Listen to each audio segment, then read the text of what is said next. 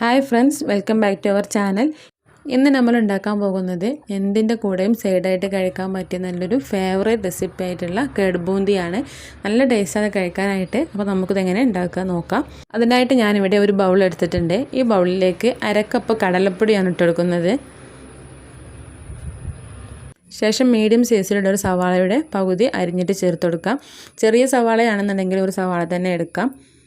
ഇനി എരിവിന് ആവശ്യമായിട്ടുള്ള പച്ചമുളക് കട്ട് ചെയ്തിട്ട് കൊടുക്കാം. 2 പച്ചമുളക് കട്ട് ചെയ്തെടുത്തതാണ്. ഇനി ഒരു കളറിന് വേണ്ടിയിട്ട് 1/2 ടീസ്പൂൺ കാശ്മീരി മുളക് പൊടിയും കൂടി ചേർത്ത് കൊടുക്കുന്നുണ്ട്. ഇനി വേണ്ടത് അയമോദകമാണ്. 1/4 ടീസ്പൂൺ അളവിൽ അയമോദകം ചേർത്ത് കൊടുക്കാം.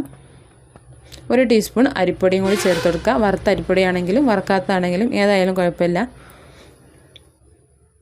ഇനി കുറച്ച് ബേക്കിംഗ് സോഡയും കൂടി ചേർത്ത് കൊടുക്കുന്നുണ്ട്. കുറച്ച് മല്ലിയില കൂടി ചെറുതായിട്ട് കട്ട് ചെയ്തിട്ട് ഇതിലേക്ക് ഇട്ട് കൊടുക്കാം. ഇതിലേക്ക് ആവശ്യമായിട്ടുള്ള കുറച്ച് ഉപ്പ് ചേർത്ത് കൊടുക്കാം. ഇത് നല്ലപോലെ മിക്സ് ചെയ്തെടുക്കണം.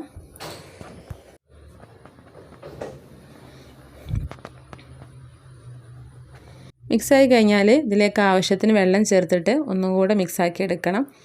ആവശ്യത്തിന് വെള്ളം ചേർത്തിട്ട് ഒരു മാവ് പരുവത്തിലാക്കി എടുക്കാം.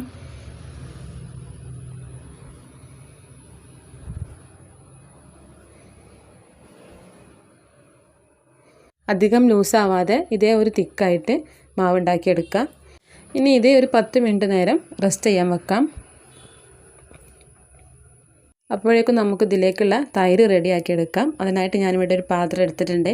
ഈ പാത്രത്തിലേക്ക് 1 കപ്പ് തൈര് ഒഴിച്ചെടുക്കാം. ഇതിലേക്ക് 1/2 കപ്പ് പച്ചവെള്ളം കൂടി ചേർത്ത് കൊടുക്കാം. മിക്സാക്കി എടുക്കുക. ഒരു പച്ചമുളക് ചെറുതായിട്ട് കട്ട് ചെയ്തിട്ട് ഇതിലേക്ക് ഇട്ട് കൊടുക്കാം. കുറച്ച് ഉപ്പും കൂടി. ഇനി 1 ടീസ്പൂൺ പഞ്ചസാരയും കൂടി ചേർത്ത് കൊടുക്കാം. പഞ്ചസാരയും കൂടി ചേർത്ത് കൊടുക്കുമ്പോൾ നല്ല ടേസ്റ്റാണ്.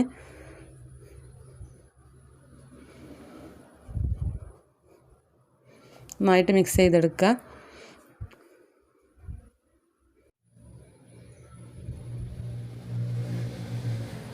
ഇനി ഇതൊന്ന് മാറ്റി വെക്കാം.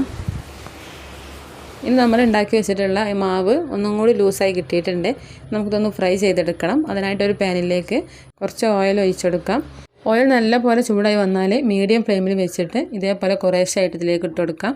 കൈകൊണ്ട് തന്നെ ഇതേപോലെ ഇട്ട് കൊടുക്കാൻ ശ്രദ്ധിക്കുക. അധികം വലുപ്പത്തിലല്ലാതെ ചെറിയൊരു സൈസിലായിട്ടാണ് നമുക്ക് ഉണ്ടാക്കിയെടുക്കേണ്ടത്. ഇതൊന്ന് പൊങ്ങി വരുമ്പോൾ ഒന്നുകൂടി സൈസായിട്ടുണ്ടാവും.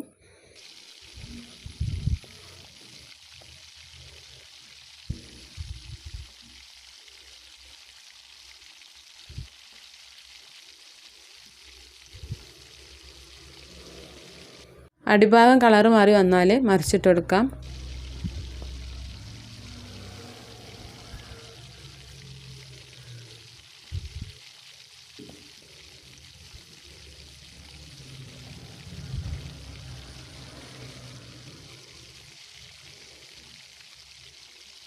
അപ്പോൾ നല്ലപോലെ റെഡിയായി കിട്ടിയിട്ടുണ്ട്. നമുക്ക് കോരി മാറ്റാം.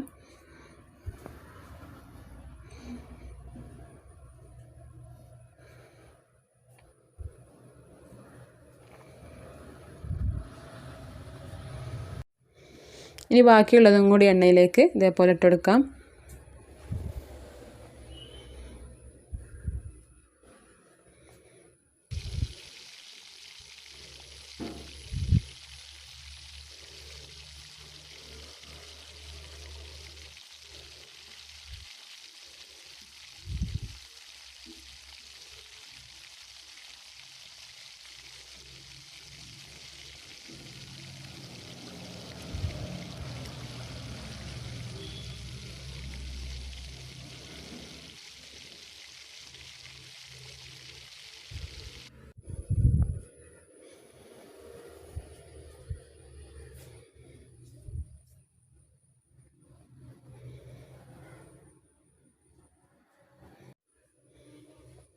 അപ്പോൾ അത് മുഴുവനായിട്ടും ഫ്രൈ ചെയ്തെടുത്തിട്ടുണ്ട്. ഇത് മുഴുവനായിട്ട് നമ്മൾ ഉണ്ടാക്കി വെച്ചിട്ടുള്ള തൈരിലേക്ക് ഇട്ടെടുക്കാം.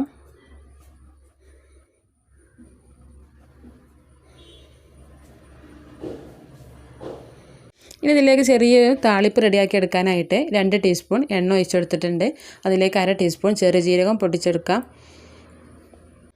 ഇനി 1/4 ടീസ്പൂൺ കായപ്പൊടിയും കൂടി ചേർത്ത് കൊടുക്കാം.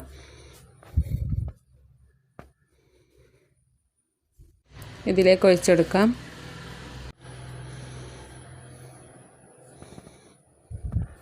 ഇതിന് മുകളിലായിട്ട് കുറച്ച് മല്ലിയില കൂടി ഇട്ടെടുക്കാം. അപ്പോൾ ഇത്രയേ ഉള്ളൂ, നമ്മുടെ കടുബൂന്തി ഇവിടെ റെഡി ആയിട്ടുണ്ട്. അപ്പോൾ നിങ്ങളെല്ലാവരും ട്രൈ ചെയ്ത് നോക്കുക. നല്ല ടേസ്റ്റാണ് കഴിക്കാനായിട്ട്. എന്തിൻ്റെ കൂടെയും സൈഡായിട്ട് കഴിക്കാൻ പറ്റിയ നല്ലൊരു ഫേവറേറ്റ് റെസിപ്പിയാണ്. അപ്പോൾ വീഡിയോ ഇഷ്ടപ്പെട്ടാൽ ലൈക്ക് ചെയ്യുക, ഷെയർ ചെയ്യുക, സബ്സ്ക്രൈബ് ചെയ്യുക. അടുത്ത വീഡിയോയുമായി വീണ്ടും കാണാം. താങ്ക്